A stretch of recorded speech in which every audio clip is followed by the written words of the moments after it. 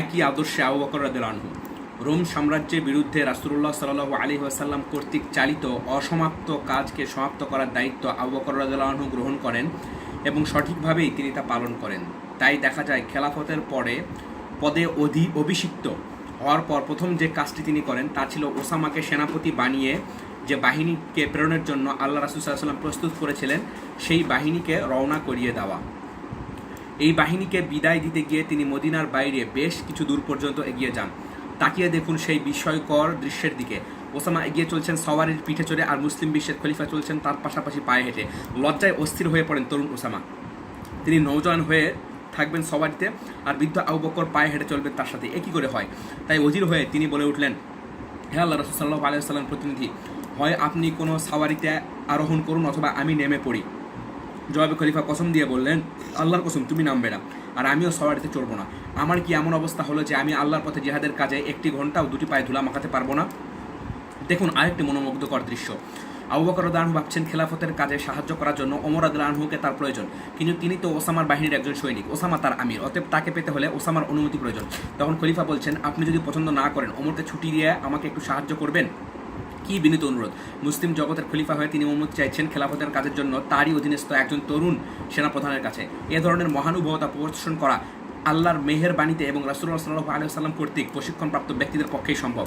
তারপর অত্যন্ত দ্রুত গতিতে সময় এগিয়ে চলে, আর আমরা দেখতে পাই ওমর রাদিয়াল্লাহু আনহু খেলাফতের পদে অধিষ্ঠিত হয়ে আম্মার ইবনে ইয়াসিরকে কুফার গভর্নর পদে নিয়োগ করেছেন। হযরত ওমর রাদিয়াল্লাহু আনহুর উদাহরণ। আরেকটি দৃশ্য, হযরত ওমর রাদিয়াল্লাহু আনহু যখন আম্মার ইবনে ইয়াসির রাদিয়াল্লাহু আনহু কুফার গভর্নর নিয়োগ করেছিলেন, তখন সেখানে উপস্থিত ছিল মুক্ত স্বাধীন সম্ভ্রান্ত কুরাইশ নেতৃবৃন্দের একটি দল অপেক্ষমান, যাদের মধ্যে রয়েছেন সোহাইল ইবনে আমর ইবনুল হারেস ইবনুল হিশাম এবং আবু সুফিয়ান ইবনে হারব। তাদের সামনে ওমর রাদিয়াল্লাহু আনহু কথা বলার অনুমতি দিচ্ছেন সোহাইব এবং বেলাল রাদিয়াল্লাহু আনহুকে, কারণ এরা দুজনই প্রথম দিককার ইসলাম গ্রহণকারী ব্যক্তি এবং বদরি সাহাবা। এই ব্যবহারে আবু সুফিয়ানের নাক রগে ফুলে উঠল। জাহিলি যুগের অনুভূতি নিয়েই সে বলে উঠল, আজকের মতো এরকম অবস্থা আমি আর কখনো দেখিনি। আমাদেরকে বাদ দিয়ে এই কৃতদাসদের মতামত নেওয়া হচ্ছে, আর আমরা সেখানে দরজায় ঠাঁই দাঁড়িয়ে। ওমর রাদিয়াল্লাহু আনহু জবাবে বললেন, অবশ্যই আমি তোমাদের চেহারায় অসন্তোষ বইনি দেখতে পাচ্ছি। তোমরা যদি ভয়ানক রেগে গিয়ে থাকো তো এর রাগ তোমাদের নিজেদের বিরুদ্ধেই যাওয়া উচিত। সমগ্র জাতিকে যখন ইসলামের দিকে আহ্বান জানানো হয়েছে তখন তোমাদেরকেও আহ্বান জানানো হয়েছিল। সে সময় তারাই দ্রুত ইসলাম গ্রহণ করলো, কিন্তু তোমরা দেরি করলে। কিয়ামতের দিন ওদেরকে যখন ডাকা হবে এবং তোমাদের পরিত্যাগ করা হবে তখন তোমাদের কেমন লাগবে? ওমর রাদিয়াল্লাহু আনহু তার নিজের ছেলে আবদুল্লাহ ইবনে ওমর ইবনে ওসামা ইবনে জায়েদকে ওমর থেকে ওসামা ইবনে জায়েদকে গনিমতের মাল বেশি দিতেন। বেশ কয়েকবার এরকম দেখে অবশেষে একদিন আবদুল্লাহ এই তারতম্যের কারণ জিজ্ঞাসা করে বসলেন। জবাবে তিনি তাকে বললেন, হে আমার পুত্র, রাসূলুল্লাহ সাল্লাল্লাহু আলাইহি ওয়াসাল্লামের কাছে তোমার পিতার থেকে জায়েদ অধিক প্রিয় ছিলেন এবং তিনি ওসামাকে তোমার থেকে বেশি ভালোবাসতেন। হযরত ওমর রাদিয়াল্লাহু আনহু ভালোভাবেই জানতেন যে রাসূলুল্লাহ সাল্লাল্লাহু আলাইহি ওয়াসাল্লাম কী কারণে ভালোবাসার এই তারতম্য করেছিলেন। একবার ওমর রাদিয়াল্লাহু আনহু আম্মার রাদিয়াল্লাহু আনহুকে খালিদ ইবনে ওয়ালিদ রাদিয়াল্লাহু আনহুর হিসাব নিকাশ নেওয়ার জন্য পাঠিয়েছিলেন, অথচ খালিদ ছিলেন মুসলিম বাহিনীর চিরবিজয়ী বীর সেনানায়ক এবং অত্যন্ত সৎবংশজাত ব্যক্তি। প্রশাসনিক কারণে তার বিরুদ্ধে কিছু অভিযোগের তদন্ত প্রয়োজন হয়ে পড়েছিল। আম্মার রাদিয়াল্লাহু আনহু খালিদের নিজের পাগড়ি তার গলা পেঁচিয়ে বেঁধে দিয়েছিলেন। কোনো কোনো বর্ণনায় জানা যায় জিজ্ঞাসাবাদের পর পুরো সময় খালিদ রাদিয়াল্লাহু আনহুকে তার নিজের পাগড়ি দিয়ে হযরত আম্মার হাত বেঁধে রেখেছিলেন।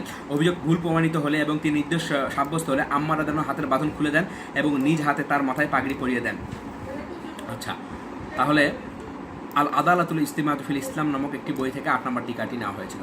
আচ্ছা, এই ব্যবহারে খালিদ রাদিয়াল্লাহু আনহু মোটেই আপত্তিকর মনে করেননি, কারণ তিনি জানতেন যে ওই ব্যক্তি ছিলেন রাসূলুল্লাহ সাল্লাল্লাহু আলাইহি ওয়াসাল্লামের নিকটতম সাথী হযরত আম্মার, যিনি ইসলাম গ্রহণকারীদের মধ্যে প্রথম সারির লোক ছিলেন, যার সঙ্গে কথা বলতে গিয়ে ওমর রাদিয়াল্লাহু আনহু বলেছেন, তিনি আমাদের নেতা এবং তিনি আমাদের আরেক নেতাকে মুক্ত করেছেন, অর্থাৎ বেলালকে মুক্ত করেছেন। এই বেলাল উমাইয়া ইবনে খালফের গোলাম ছিলেন এবং সে তাকে বড় কঠোর নির্যাতন করত। শেষ পর্যন্ত আবু বকর তাকে খরিদ করে মুক্ত করে দেন, আর তার সম্পর্কেই ওমর ইবনে খাত্তাব বলেছেন, আমাদের নেতা আরেকজন নেতা বেলালকে মুক্ত করেছেন। ওমর রাদিয়াল্লাহু আনহু সেই ব্যক্তি যিনি সালেম সম্পর্কে বলতে গিয়ে বলেছেন, আবু হুযাইফার মুক্তকৃত তার সালেম যদি বেঁচে থাকতেন তাহলে আমি তাকে আমার পরে খলিফা মনোনীত করতাম। তিনি এদিকে এই কথা বলেছেন, অপরদিকে ওসামাকে খলিফা মনোনীত করছেন না, আলীকেও করছেন না, তালহাকেও নয়, জুবাইরকেও নয়, বরং তিনি তারপর খলিফা নির্বাচনের জন্য দায়িত্ব দিচ্ছেন 6 জন ব্যক্তির উপর।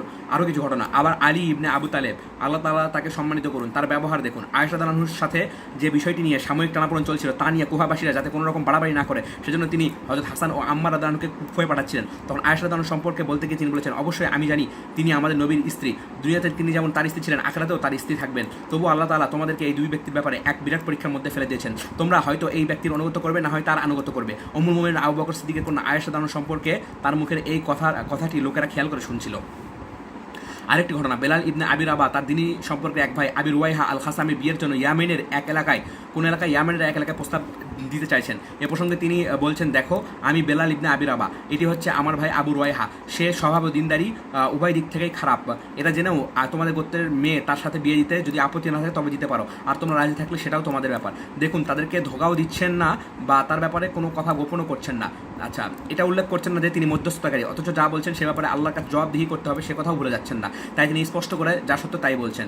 তার এই সত্যবাদিতায় তার সন্তুষ্ট হয়ে তার ভাইকে তাদের গোত্রে শাদী করে দিল। তারা ছিল আরবের অন্যতম সম্ভ্রান্ত জনপদ, তাদের সাথে বিয়ে শাদীর মধ্যস্থতা করছে একজন মুক্ত নিগ্র কৃতদাস। তবু তারা খুশি মনে এই প্রস্তাব গ্রহণ করলো। গুণের কদরই আসল কদর। ইসলামী সমাজে ওই মহাসত্যটি মজবুতভাবে প্রতিষ্ঠিত হয়েছিল এবং ওই সময়ের পর আরও বহু শতাব্দী ধরে তা প্রতিষ্ঠিত থেকেছে, যদিও পরবর্তীকালে তাদের মধ্যে অনেক ত্রুটি বিচ্যুতি এসে গিয়েছে।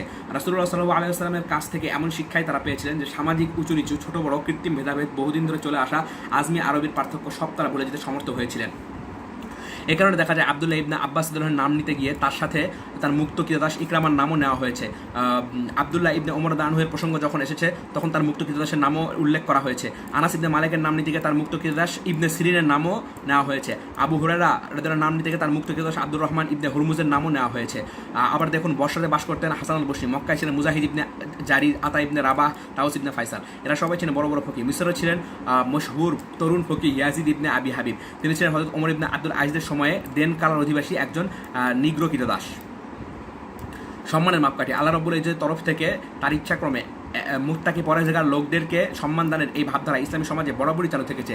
যদিও পার্থিব ধন সম্পদ থেকে তারা পুরোপুরি বঞ্চিত ছিলেন, দুনিয়ার বিবেচনায় যার যথেষ্ট মূল্য আছে, এমনকি ওই সকল জিনিসের মূল্য তাদের নিজেদের কাছেও আছে এবং আশেপাশের লোকদের কাছেও আছে, তবু সেসব কিছু থেকে বঞ্চিত হওয়া সত্ত্বেও ইসলামী সমাজে বরাবরই তাকওয়ার গুরুত্ব ছিল সর্বাধিক। সাম্প্রতিককালে অবশ্য তাকওয়ার গুরুত্ব থেকে বস্তুগত জিনিসের গুরুত্ব বেড়ে গিয়েছে। আজকে যেহেতু নব্য জাহিলি যুগে দুনিয়ার সর্বত্র বস্তুবাদী সভ্যতার ঢেউ খেলে যাচ্ছে এবং এখন পাশ্চাত্য পরাশক্তির অধিকারী নেতৃস্থানীয় মহাদেশ আমেরিকা যুক্তরাষ্ট্রে একজন মানুষকে পরিমাপ করা হয় ব্যাংকে তার কী পরিমাণ পুঁজি আছে তার ভিত্তিতে। অপরদিকে প্রাচ্যের নেতৃস্থানীয় দেশ রাশিয়াতে বস্তুবাদিতে চরম রূপ নিয়েছে, সেখানে মানুষের মূল্য যন্ত্র থেকেও অনেক কম। রাশিয়াতে বর্তমানে নামধারী আব্দুল হালিম আনজুদির কাছে আবু হানিফার লিখিত একটি পত্র থেকে এই কথাটি পাওয়া গেছে। কোন কথাটি? এই যে নিগ্র কৃতদাস, এই ব্যাপারটা। আচ্ছা, বর্তমানে নামধারী মুসলিম দেশেও আদিকালের জাহিলি মন মানসিকতা থাকার আচরণ মহামারীর মতো ছেয়ে গেছে, অথচ এই জাহিলাত দূর করার জন্য ইসলামের আগমন ঘটেছিল, যার থেকে ইসলাম মানুষের মুক্তি ঘোষণা করেছে। বহুকাল আগে সেই জাহিলি মতবাদ, যার মূল পাঠ করে ইমান ও তাকওয়ার বীজ বপন করাই ছিল ইসলামের লক্ষ্য, তা আজ পুনরুজ্জীবিত হয়ে বিভিন্ন মুসলিম দেশেই দেখে বসেছে। এই হতাশাবাঞ্চক পরিস্থিতিতে একমাত্র আশা আলো দেখা যাচ্ছে। ইসলামী দাওয়াত যেভাবে সফলতা লাভ করছে তাতে হয়তো অচিরেই একবার দুস্থ মানবতা জাহিলিয়াতের নাগপাশ থেকে মুক্তি লাভ করার এবং একবার যেমন মানবতার পুনরুজ্জীবন সংঘটিত হয়েছিল এই নতুন আন্দোলনের হাতে, আশা করা যায় মানবতা পুনরায় সেই ঋত গৌরব ফিরে পাবে। হয়তো সেই অবস্থা যার ঘোষণা এই সূরা শুরুতে চূড়ান্তভাবে দেওয়া হয়েছে। আলোচ্য ঘটনাকে কেন্দ্র করে জাহিলিয়াতের মোকাবেলায় ওই মহাসত্যকে প্রতিষ্ঠিত করাই ছিল সূরার সূচনাতে আলোচনার লক্ষ্য। দ্বিতীয় অধ্যায়ে এই বিষয়ে প্রকাশ করা হচ্ছে যে মানুষ জেনে বুঝে কেমন করে সত্য থেকে মুখ ফিরে চলে যাচ্ছে, ঈমান আনার ব্যাপারে উদাসীনতা দেখাচ্ছে এবং তার আসল মনিবের দিকে যখন তাকে দেখা হচ্ছে তখন সে মূর্খের মতো অহংকার দেখাচ্ছে। এই অধ্যায় আলোচনায় মানুষের বিরোধিতাপূর্ণ অন্যান্য কাজের সাথে আল্লাহর শক্তি ক্ষমতার প্রতি তার অবিশ্বাস সম্পর্কে বিস্ময় প্রকাশ করা হয়েছে। কিসের থেকে তার অস্তিত্ব দুনিয়ায় এলো এবং কীভাবে বেড়ে উঠলো সে তা মোটেই চিন্তা করে না, দেখে না সে আল্লাহর মেহেরবানিকে। জীবনের প্রতিটি অধ্যায়ে ও আখরাতে একমাত্র আল্লাহ তাআলাই যে তার উপর কর্তৃত্ব করছেন, অন্য কারো কোনো ক্ষমতা কোথাও নেই, সে বিষয়ে সে চিন্তা করে না। তিনি যাকে পয়দা করেছেন, খাদ্যপানে দান করেছেন এবং যার কাছে তাকে হিসাব দিতে হবে তার প্রতি এতটুকু কৃতজ্ঞতাও তার নেই। মানব সৃষ্টি বিভিন্ন পর্যায়ে, এরশাদ হচ্ছে ধ্বংস হোক মানুষ, কত অকৃতজ্ঞ সে, কোন সে বস্তু থেকে কিন্তু কিছুতেই সে কোনো প্রকার কৃতজ্ঞতা প্রদর্শন করেনি এবং তাকে যে নির্দেশ দেওয়া হয়েছে তাও পালন করেনি। নিহত হোক মানুষ তার অদ্ভুত যুক্তিহীন ব্যবহারের কারণে, তাকে হত্যা করাটাই ছিল উচিত সাজা এবং ওটাই তার প্রাপ্ত।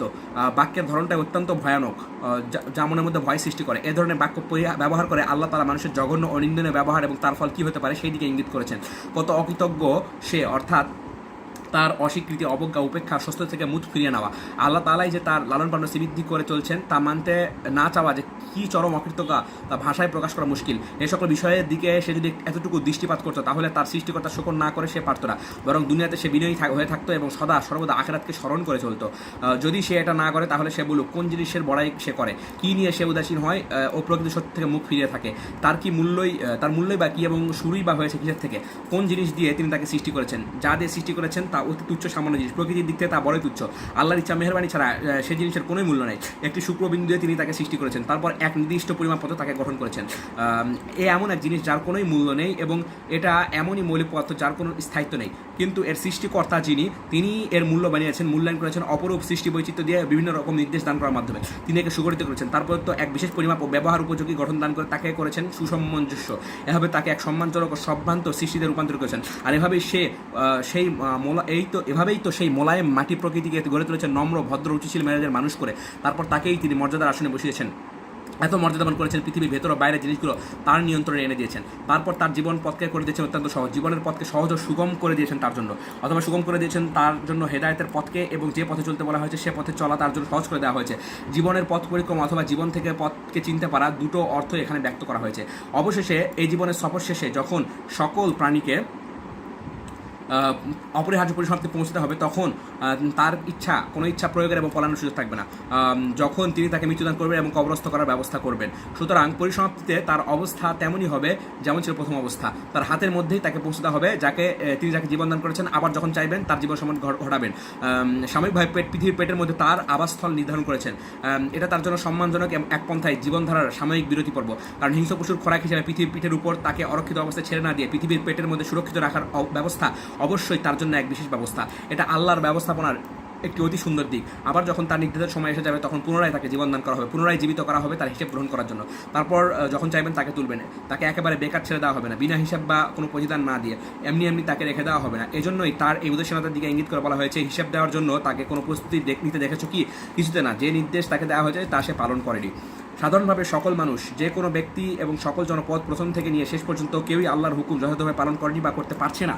অবশ্যই কিছু ত্রুটি সেও করছে। কখনোই সে তার দায়িত্ব পুরোপুরি আদায় করেনি। তার সূচনা কীভাবে হলো এবং কীভাবে বা সে গড়ে উঠল সে তার স্মরণ করেনি, এমনকি তাকে স্মরণ করার পরেও সে তা বুঝতে চায়নি। তারা সৃষ্টিকর্তার সক্রিয় আদায় করেনি, যিনি তাকে পথ দেখালেন এবং তার ভরণ পোষণের ব্যবস্থা করলেন এবং তার প্রতি যথাযথ কৃতজ্ঞতা প্রকাশ করেনি সে। তারপর সে যতদিন বেঁচে আছে ততদিন পরকালের জন্য কোনো প্রস্তুতি নেয়নি, চিন্তা করেনি হিসাব দিবসে সে কী হিসাব দিবে। গোটা মানব জাতির জন্যই প্রযোজ্য। তারপর বেশিরভাগ মানুষই অহংকারপূর্ণভাবে আল্লাহর তরফ থেকে আসা পথ নির্দেশনার দিকে পিঠ ফিরিয়ে নিয়েছে। খাদ্যদ্রব্য নিয়ে ভাবা প্রয়োজন। পরবর্তী অধ্যায়ে আলোচনার গতি ভিন্ন একটি প্রসঙ্গের দিকে ফেলে যাচ্ছে, তা হচ্ছে মানুষের প্রবৃদ্ধির প্রসঙ্গ। একটু সন্ধানী দৃষ্টিকোণ নিয়ে কেন সে তাকায় না নিজের খাদ্যের দিকে এবং তার গবাদি পশুর খাদ্যের দিকে। এদের বেঁচে থাকার জন্য বিচিত্র ধরনের খাদ্য সরবরাহের ব্যবস্থা আল্লাহ তাআলা করেছেন, এ প্রসঙ্গে সেগুলোর উল্লেখ প্রয়োজন। তাই বলা হচ্ছে তার খাবারের দিকে তার চিন্তাপূর্ণ এবং উৎসুক দৃষ্টি নিক্ষেপ করা দরকার। এটা হচ্ছে কেমন করে আমি মুষলধারে পানি বর্ষণ করেছি, তারপর ফাটিয়ে চৌচির করে দিয়েছি জমিনকে, তারপর তার মধ্যে জন্মিয়েছি খাদ্যশস্য, আঙ্গুর, শাকসবজি, জৈতুন, খেজুর এবং ঘন ও সন্নিবেশিত বাগিচা, ফলমূল, ঘাসপাতা, যা তোমাদের ও তোমাদের পোষা জানোয়ারদের প্রয়োজন মেটায়। এটা হচ্ছে মানুষের খাদ্য কাহিনী। পর্যায়ক্রমে এর বর্ণনা দেওয়া হচ্ছে যাতে করে মানুষ এগুলো বুঝতে পারে। অতএব মানুষের এগুলো নিয়ে চিন্তা করা দরকার। এসব সৃষ্টির মধ্যে কারো কুদরতি হাতের নিয়ন্ত্রণ না থেকে কীভাবে পারে এগুলোর ব্যবস্থাপনায় কারো কোনো ভূমিকা কি কার্যকর নেই? একটু ভাবলে এটা সবার কাছে স্পষ্ট হয়ে ওঠে যে সেই কুদরতি হাতই এগুলো সৃষ্টি করেছে, যে কুদরতি হাত মানুষ সৃষ্টি করেছে। সুতরাং এগুলোর সৃষ্টি সমধিক বিস্ময়কর। তাই মানুষের চিন্তা করা দরকার তার খাদ্য সামগ্রী সম্পর্কে। এটা তার সব থেকে নিত্যসঙ্গী ও নিকটতম দ্রব্য, এমন জিনিস যার সাথে তার সম্পর্ক সুনিবিড়। তার গভীর অন্তর্দৃষ্টি নিয়ে তাকানো দরকার সেই সহজ অথচ অতি জরুরি জিনিসের দিকে যা তার জীবনে বারবার আসে। এর সহজ সরল ও সহজলভ্যতার কারণে এর মধ্যে নিহিত বিস্ময়কর দিকটির কথা মানুষ প্রায় ভুলে যায়। বাস্তবে এটা তেমনই আশ্চর্যজনক যেমন তার সৃষ্টি ও প্রবৃদ্ধি আশ্চর্যজনক। তার প্রতিটি পদক্ষেপই সেই মহান সত্তার নিয়ন্ত্রণে থাকে যিনি তাকে সৃষ্টি করেছেন। পানি জীবন ও উদ্ভিদের উন্মেষ। আল্লাহ তাআলা বলেছেন, আমি মুষলধারে পানি বর্ষণ করেছি। আসলে বৃষ্টি আকারে পানি বর্ষণ এমন একটি সত্য যা প্রতিটি এলাকা, প্রতিটি পরিবেশের সকল মানুষই বুঝে, তা তার জ্ঞান, বুদ্ধি, অভিজ্ঞতা যাই হোক না কেন। সুতরাং এখানে আল্লাহ তাআলা দুনিয়ার সকল শ্রেণীর মানুষকে লক্ষ্য করে কথাটি বলেছেন। মানুষের জ্ঞান বুদ্ধির সাথে সাথে মানুষ আরও তারা ব্যাপকভাবে এই কথাটির অর্থ বুঝবে। এর তাৎপর্য আরও গভীরভাবে তারা বুঝবে যা সাধারণ মানুষের নজরে হয়তো ধরা পড়ে না। আজকের মানুষের কথা সহজেই বুঝতে পারে যে মহাসাগর থেকে পানি বাষ্প আকারে উত্থিত হয়ে বাতাসের বিশেষ প্রক্রিয়ায় মেঘের আকার ধারণ করে এবং পরে বৃষ্টি আকারে নেমে আসে। এভাবে এটাও বোঝা সহজ যে সাগরের পানি যা একসময় নীল আকাশে বিরাজমান ছিল তা মুষলধারে বৃষ্টি আকারে পৃথিবীতে বর্ষিত হয়েছে। এ ব্যাপারে বর্তমান সময়কার একজন মনীষীর মন্তব্য হচ্ছে, যদি এটা সঠিক হয়ে থাকে যে পৃথিবী যখন সূর্য থেকে বিচ্ছিন্ন হয়েছিল তখন তার তাপমাত্রা ছিল প্রায় 12,000 ডিগ্রি সেলসিয়াস, পৃথিবীর পৃষ্ঠের উত্তাপ ছিল প্রায় একই রূপ। তাহলে এটাও ঠিক যে পৃথিবীর সব কিছু ছিল এক প্রকার উত্তপ্ত এবং এর মধ্যকার সব কিছু ছিল একটা থেকে অপরটি বিচ্ছিন্ন বা স্বাধীন। সুতরাং তার মধ্যে কোনো গুরুত্বপূর্ণ রাসায়নিক যুক্ত পদার্থের অস্তিত্ব বর্তমান থাকা সম্ভব ছিল না।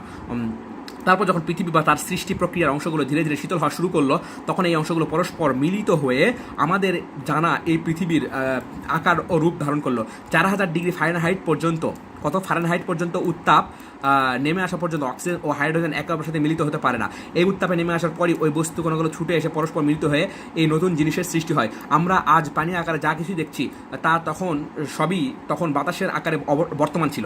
আজকের সকল সমুদ্র তখন পানি আকারে আকাশের মহাশূন্যতায় ঘূর্ণায়মান অবস্থায় ছিল। পানি সৃষ্টির জন্য প্রয়োজনীয় উপাদানগুলো পারস্পরিক মিলনের পূর্বে বায়বীয় গ্যাস আকারে তা বর্তমান ছিল। তারপর দীর্ঘদিন ধরে সেসব কিছু ঠান্ডা হয়ে পানিতে পরিণত হয় এবং তা ক্রমান্বয়ে পৃথিবীতে নেমে আসতে থাকে। কিন্তু পৃথিবীতে পৌঁছানোর পূর্বেই পৃথিবী পৃষ্ঠের ভীষণ উত্তাপের কারণে হাজার হাজার মাইল দূরে থাকতেই এগুলো গ্যাসে পরিণত হয়ে যায়। পরে একটা সময় আসে যখন এক ঝড়ো হাওয়া পৃথিবীর উপর প্রবাহিত হয়ে পুনরায় তা বাষ্পের রূপ নেয়। এই সমুদ্রগুলো বাতাসের আকারে থাকাকালে ঠান্ডা হতে থাকার সাথে সাথে সীমাহীন ও কল্পনাতীত তীব্রতায় ঝড় বন্যা আকারে সেখানে প্রবাহিত হয়। এই প্রবাহ কতকাল চলতে থাকে তা বলা সম্ভব নয়। যদিও কোরআনে বর্ণিত তথ্য ও এই বর্ণনার মধ্যে সুনিশ্চিত কোনো যোগসূত্র আছে বলে আমরা দাবি করি না, কিন্তু বৈজ্ঞানিকরা পানি সৃষ্টি, বর্ষণ ও তা দিয়ে পৃথিবীবাসীর প্রয়োজন পূরণের যে ব্যাখ্যা দেয় তা বোঝা সহজ। আর এর কারণ কোরআন ও বৈজ্ঞানিক ব্যাখ্যার সমন্বয়ে পানি সৃষ্টির যে ব্যাখ্যা দেওয়া হয়েছে তা সঠিক বলে মনে হয়। অন্যান্য আরও কিছুর ব্যাখ্যাও সেখানে দেওয়া হয়েছে। অবশ্য কোরআন যে ব্যাখ্যাগুলোকে সমর্থন করে সেগুলোই সর্বযুগে সকল সমাজে গ্রহণযোগ্য হয়ে এসেছে। খাদ্য সৃষ্টি ও তার প্রয়োগ প্রণালীর পক্ষে এই এক বিস্ময়কর ইতিহাস। এই হচ্ছে এক বিস্ময়কর ইতিহাস। আমি বর্ষণ করেছি পানি প্রচুর পরিমাণে। কেউ একথা দাবি করে না যে সে পৃথিবীর কোনো এক পর্যায়ে বা কোনো কালে বা কোনোভাবে পানি সৃষ্টি করেছে। মানুষ ও জীবজন্তুকে খাদ্য সরবরাহ করার জন্য পানি বর্ষণ করেছে আর ফাটিয়ে চৌচির করে দিয়েছে জমিনকে। এই পানি বর্ষণের ব্যাপারে কারো হাত আছে বলে দাবি করার মতো দুঃসাহস ইতিহাসে আজ কেউ দেখাতে পারেনি। অতঃপর আল্লাহ তাআলা মানুষকে জমিন ফাটানোর দৃশ্য দেখাচ্ছেন এবং পানি বর্ষণ করিয়ে এবং তা দিয়ে জমিনকে ভিজিয়ে শাকসবজি, তরুলতা, খাদ্যশস্য উৎপাদন করে মানুষ ও জীবজন্তুর প্রয়োজন মেটানোর ব্যবস্থা করেছে। পৃথিবীর ইতিহাসে অনেক পাপিষ্ঠই নিজেকে রব বলে দাবি করেছে, কিন্তু কেউ আজ পর্যন্ত এই বৃষ্টির পানি দ্বারা গাছপালা বৃদ্ধি হয় ও বাতাস নিয়ন্ত্রণ এবং এসব কিছুর পারস্পরিক সহযোগিতায় পৃথিবীকে পুরো শস্য সম্বরে ভরে দেওয়ার দাবি করার মতো ঔদ্ধত্য কেউ দেখেছে বলে ইতিহাস নেই। আচ্ছা, ক্রেসি মরিসন রচিত man does not stand alone পুস্তক থেকে, ঠিক আছে? কারণ এ দাবি করলে তাকে পাগল ছাড়া আর কিছু যে মানুষ বলবে না, তা দিবালকের মতোই স্পষ্ট।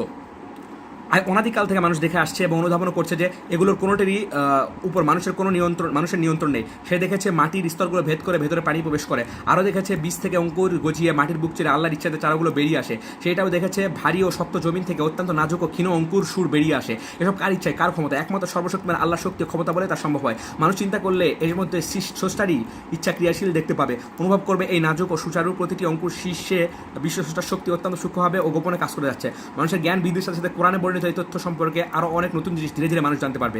জমিন ফেটে যাওয়ার ফলে শাকসবজি, গুলোলতা ও গাছপালা উৎপাদনে এগুলো এত বেশি সহায়ক হবে যার কল্পনা আমরা করতেও পারি না। কোরআনে বর্ণিত এই কথাগুলো হয়তো এই বন্যায় প্লাবিত নতুন ভূমিস্তরের দিকে ইঙ্গিত করেছে, যা বন্যা প্লাবিত হওয়ার কারণে শততা বিদীর্ণ হয় এবং পরিমাণের সংস্পর্শে সে জীবন লাভ করে। ঝড়বাদল এবং বিভিন্ন প্রাকৃতিক পরিবর্তনে এগুলো শক্তি পায়, বিশেষ করে যখন পৃথিবীর উপরিভাগে শিলাস্তর ফেটে গিয়ে এক অভাবনীয় প্রক্রিয়ায় শক্তি সঞ্চয়ের বিপুল সুযোগ সৃষ্টি করে। এই কথাগুলো আধুনিক বিজ্ঞানীরা যদিও অনেক পর জানতে পেরেছে, কিন্তু আসমানি জ্ঞান থেকে অনেক আগে আল্লাহ তাআলা মুসলমানদের জানিয়ে দিয়েছেন। ফলমূল উৎপাদন, সূর্যকিরণের ফলে হোক বা বন্যা প্লাবনের ফলে হোক, শিলাপ্লাবনে শিরাগুলোর বিস্ফোরণে যখনই বিবর্তন আসে তখনই সেখানে গাছপালাগুলোর বিভিন্নতা বৃদ্ধির প্রশ্ন আসে। এই তৃতীয় পর্যায়ের আলোচনার মানুষের জন্য প্রয়োজনীয় গাছপালা যা আল্লাহর রহমতে মাটি থেকে উৎপন্ন হয়, যা রং ও স্বাদ বৈচিত্র্যে সমৃদ্ধ হওয়ার কারণে ছোট বড় নির্বিশেষে সবার প্রিয়, সবার প্রয়োজন মেটাতে সক্ষম, সেগুলো প্রতি লক্ষ্য করার জন্য মানুষদেরকে সরাসরি সম্বোধন করে এই আলোচনায় এই অবতারণা করা হয়েছে। উৎপন্ন করেছি আমি খাদ্যশস্য বীজ। এই খাদ্য বীজ বা খাদ্যশস্য দ্বারা সেসব খাদ্য বোঝায় যা মানুষ ও জীবজন্তু খায় এবং যা থেকে তারা জীবন ধারণ উপযোগী শক্তি ও সজীবতা লাভ করে। বেঁচে থাকার জন্য যেমন এক প্রকার দানা বা খাদ্যশস্য প্রয়োজন, তেমনি প্রয়োজন শারীরিক প্রবৃদ্ধি ও স্মৃতির জন্য ফলমূল ও শাকসবজি, যা মানুষকে সুন্দর ও রোগমুক্ত থাকতে সাহায্য করে। এ বিষয়ে আল্লাহ আরও বলেছেন, আরও উৎপন্ন করেছে আঙ্গুর। আঙ্গুর এমন একটি ফল যার আকৃতি, রং, স্বাদ, উপকারিতার কারণে সারা পৃথিবীতে এই ফল সর্বজন পরিচিত। শাকসবজি দ্বারা জীব ও জন্তু মানুষের প্রয়োজনীয় সকল প্রকার শাকসবজি বোঝায়, যারা হয় মানুষ নানাবিধ রোগ ব্যাধির শিকার হয়। এগুলো টাটকা ও তরতাজা অবস্থায় খাওয়াই নিয়ম, যেহেতু তরতাজা অবস্থায় এগুলো সবুজ শ্যামল থাকে, আর শ্যামলতাই চর্মরোগ সহ বিভিন্ন রোগ প্রতিরোধে সমর্থ। এগুলো শুধু মানুষের জন্য নয়, পশু পাখির জন্য প্রয়োজন। এই জন্য সহজলভ্যতার ব্যবস্থা রাখা হয়েছে এবং এ কারণে দুনিয়ার সর্বত্র কিছু না কিছু শাকসবজির ব্যবস্থা মজুদ রাখা হয়েছে। আরও উৎপন্ন করেছে জাইতুন ও খেজুর, ঘন সন্নিবেশিত বাগ বাগিচা এবং ফলমূল ও ঘাসপাতা। সকল আরববাসীর কাছে জাইতুন ও খেজুর সুপরিচিত। হাদিকা শব্দটির বহুবচন হাদায়েক, অর্থাৎ বাগিচা সমূহ, যার দ্বারা বোঝায় প্রাচীর ঘেরা ফলবাগান, গাছে ভরা বিস্তীর্ণ স্থান। গুলবা শব্দটি এক বচন, গুলবা বহুবচন, এর দ্বারা বোঝায় বিরাট বাগিচা যা ঘন ঘন গাছে ভরা। ফাকিহাত বলতে বোঝায় বাগিচা সমূহের মধ্যে উৎপন্ন বিভিন্ন প্রকারের ফলমূল। আর আব্বা অর্থে বেশিরভাগ লোক মনে করেন সেই সবুজ তরতাজা ঘাস যা খেয়ে গবাদি পশু জীবন ধারণ করে। এই বিষয়ে আমরা নিজেকে অথবা কাউকে জিজ্ঞেস করার পর নিজের প্রতি রুষ্ট হয়ে কিছু কথা বলেছেন যা সূরা নাজিয়াতে বর্ণিত হয়েছে। যেসব ফল খেয়ে মানুষ জীবন ধারণ করে ও জীবনের সজীবতা অনুভব করে সেগুলোর মধ্যে জাইতুন ও খেজুর বিশেষভাবে কোরআনে উল্লেখ রয়েছে। হাদিসের ভাষায় ও কোরআনে জাইতুনের যে বিবরণ পাওয়া যায় তাতে বোঝা যায় যে এতে খাদ্য ও ফল উভয় প্রয়োজনেই মেটে। খেজুর সম্পর্কে হাদিসে বলা হয়েছে আজওয়া উৎকৃষ্ট মানের 7টি খেজুর খেলে একবেলা খাবারের কাজ হয়। আবার খাবারের মধ্যে যেমন কার্বোহাইড্রেট সহ তরিতরকারিতে আরও বহু উপাদান থাকে। এই 7টি পুষ্ট খেজুরের মধ্যে সেগুলো তো আছে, আরও আছে ফলের নিজস্ব বৈশিষ্ট্য, ফলমূল, সবুজ ঘাস পাতার উপকারিতা। খাদ্য তালিকা দেওয়ার পর এই সম্পূরক শব্দদ্বয় ব্যবহার করে জীবন ধারণের জন্য এগুলোর অপরিহার্যতা ব্যক্ত করা হয়েছে। উল্লেখিত বস্তুগুলো দিয়ে মানুষ ও জীব জানোয়ারের জন্য এক পরিপূর্ণ খাদ্য তালিকা যিনি দান করেছেন, মূলত তার পক্ষ থেকেই দেওয়া হয়েছে এই 2 ধরনের উপাদান সমৃদ্ধ জিনিস। এগুলো সঠিক ব্যবহারে মানুষ জীবন ধারণ সহ রোগ ব্যাধি প্রতিরোধ করার প্রচুর উপাদান পেতে পারে। এগুলোর উপর গবেষণা চালালে মানুষ অচিরেই এমন কিছু হাসিল করতে পারবে যাতে সে চমৎকৃত হয়ে যাবে এবং অনেক অনেক কষ্ট থেকে সে নাজাত পাবে। চিকিৎসা বিজ্ঞানে এগুলোর উপর গবেষণা অপেক্ষাকৃত কম হয়েছে। হাকিমি চিকিৎসাবিদ্যায় এগুলোর খুব বেশি গবেষণা হয়নি, যার কারণে বেশিরভাগ মানুষই খাদ্য ও ফলমূলের সমন্বিত ব্যবহার না বুঝে কেমিক্যাল জাতীয় ওষুধের উপর নির্ভরশীল হয়ে পড়েছে। এগুলো তো গেল খাদ্য খাবারের কাহিনী, এগুলো সবই সেই মহান হাতের সৃষ্টি যিনি মানুষকে সৃষ্টি করেছেন। এই সকল জিনিসের উৎপাদনে কোনো পর্যায়ে মানুষ নিজের কোনো হাত আছে বলে দাবি করতে পারে না। এমনকি যে বীজ ও শস্য দানা সে বপন করে তাও সে নিজে তৈরি করেনি বা আবিষ্কার করেনি। আশ্চর্যের ব্যাপার হচ্ছে এই বীজ ও খাদ্যদানা কীভাবে প্রথম আবিষ্কৃত হলো তা মানুষের ধ্যান ধারণা বোধের সম্পূর্ণ অগম্য। একই জমিতে বিভিন্ন প্রকারের বীজ ও খাদ্যদানা বপন করার পর একই পানি থেকে সেচ দেওয়ার পরও দেখা যায় প্রতিটি দানা নিজ নিজ জাতের ফসল উৎপাদন করছে। এ হচ্ছে মহান কীর্তিমান কুদরতি হাতের ক্রিয়া, যিনি প্রত্যেক ফসল ও ফলের বীজের মধ্যে নিজ নিজ জাতের ফসল ও ফল আনয়ন করার ক্ষমতা সুপ্ত রেখেছেন, যা উপযুক্ত পরিবেশ ও অনুকূল আবহাওয়া পেলে নিজ নিজ প্রকৃতিতে বেরিয়ে আসে। কিন্তু এসব কিছু মানুষের জ্ঞান ও দৃষ্টি আলোকে কোন বীজটি জীবন্ত হয়ে বেরিয়ে আসবে আর কোনটি আসবে না তা সঠিকভাবে নির্ণয় করা সম্ভব নয়। কোন প্রক্রিয়ায় সে সকল দ্বারা অঙ্কুরিত হবে তাও মানুষের সম্পূর্ণ অজানা। এর উপর মানুষের কোনো কর্তৃত্ব নেই। এগুলো সবই আল্লাহ নিজস্ব সৃজন পদ্ধতির অবদান। মানুষ নিজেদের ও তাদের ঘরের পালিত পশুর কল্যাণ ও প্রয়োজন মেটানোর জন্য এই সকল ব্যবস্থা। কিয়ামতের কিছু চিত্র, একটি নির্দিষ্ট সময় পর্যন্ত এই কল্যাণ অব্যাহত থাকবে, তারপর একদিন সব কিছু শেষ হয়ে যাবে। যতদিন জীবন আছে ততদিনের জন্য এই সকল ভোগ সামগ্রী তোমাদের আনন্দই দেবে। তারপর ভোগবিলাসের পেছনে আসবে আবর্ত অবস্থা।